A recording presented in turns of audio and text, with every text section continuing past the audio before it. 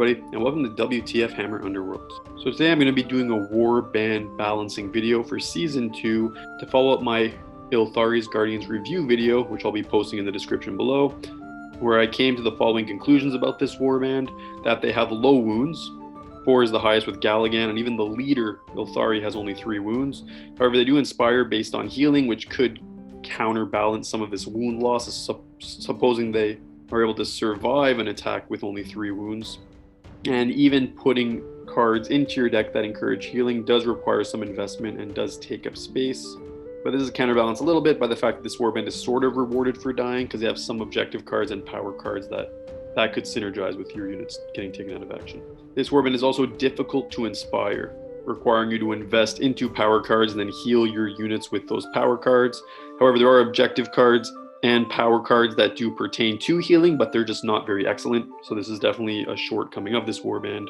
They also have cards that promote a relatively versatile gameplay style, whether it's moving your guys, holding objectives, destroying objectives, attacking, but they do not excel in any particular area. They're sort of average to mediocre in most of those areas. And one useful thing this warband has, though, is they do have many mechanics to impair enemy actions, which means even though they might not be able to rake in the most glory point, they might be able to prevent the enemy from raking in glory points and might still be able to win matches just by preventing enemies from doing what it is that they had planned to do. So when I considered all of this warband's fighter cards and faction-specific cards, I had concluded that this warband deserved a rank of B, which means in this video, I'm going to be providing an assist. I'm going to be recommending some errata and new faction-specific cards that Games Workshop could release for this warband if they chose to, that could really help bridge that gap and make them more competitive. Ideally up to that A tier, which is generally the tier that I'm trying to center my balancing suggestions around helping warbands to achieve. Starting with errata, my first recommendation would be a fighter card errata, specifically looking at Ylthari, who has 3 wounds, which is pretty abysmally small. I mean, I would give her 4 wounds. I don't think having Ylthari have 4 wounds is abusive by any means. If she has 4, Galligan has 4, the other 2 units have 3. That's definitely not an overwhelming amount of wounds for this warband to have, especially when you compare them with other warbands like Grimwatch or Skate's Wild Hunt or Thorns, who have many units, all of which who have many wounds. So my justification is that she's very important to the team, being the only spellcaster, but she can be taken out of action pretty easily. I mean, she has 2 dodge, which is nice, but with 3 wounds, I mean, a bad die roll and she's gone.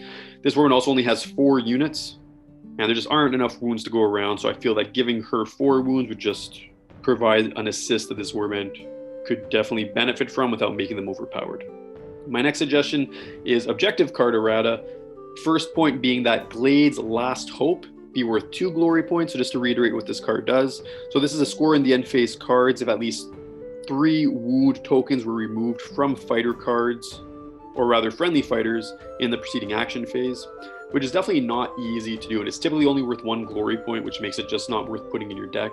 I mean, even when I stack my power deck with healing cards, there's no guarantee you're going to remove 3 wound tokens, because it depends on if your guys are hit. And if they're hit, are they taken directly out of action, or do you actually have a chance to heal them? So not an easy card to score, definitely worth 2 glory.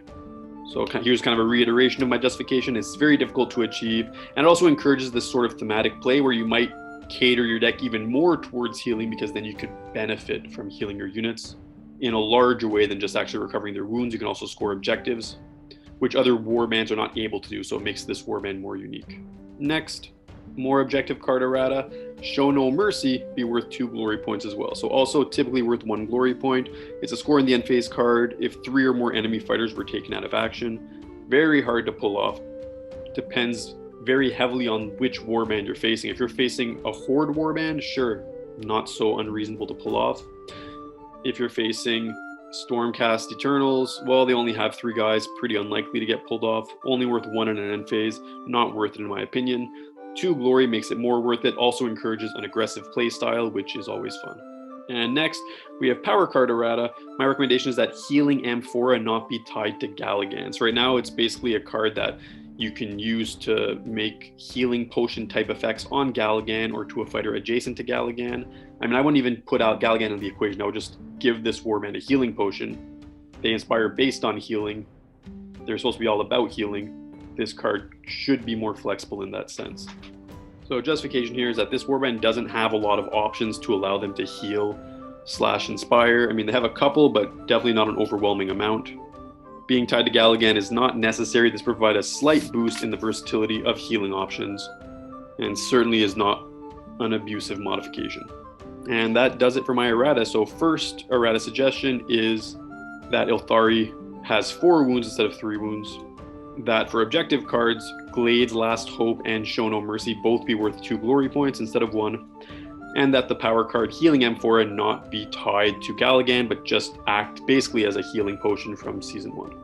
So nothing too major here, but definitely significant modifications that I'm recommending.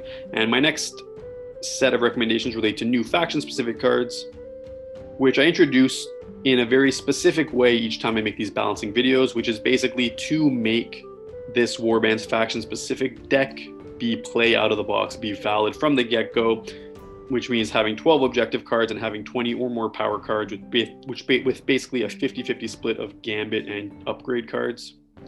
Ylthari's Guardians currently have 10 objective cards, although they do have that 50-50 split of power cards. So I'd recommend just making 2 new useful objective cards to help this warband become a bit more focused, because right now they're very versatile, but not in any kind of an effective manner, in my opinion. So what are my suggestions? Well, for my first suggestion, I'd recommend a card that further bolsters their reaction. So this warband is very unique that every fighter has a special reaction ability on their fighter card. They're all different from each other. They're all cool, and they all are not in any way addressed by power cards or by objective card, which makes no sense to me.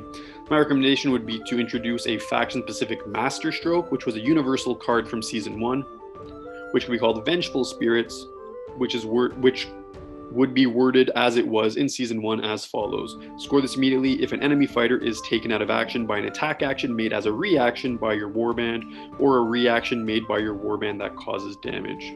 Worth 1 glory point. Justification that this warband has 3 inherent reactions that can cause damage. So basically everybody's cards, except for Ylthari, have some kind of damage dealing reaction property. This would also encourage engaging the enemy, promote aggression. Definitely fits within their playstyle. Definitely would be a cool card for them to have. I liked this card in Season 1. It would be good to bring it back, and restricting to Ylthari's Guardians would just give them a nice boost.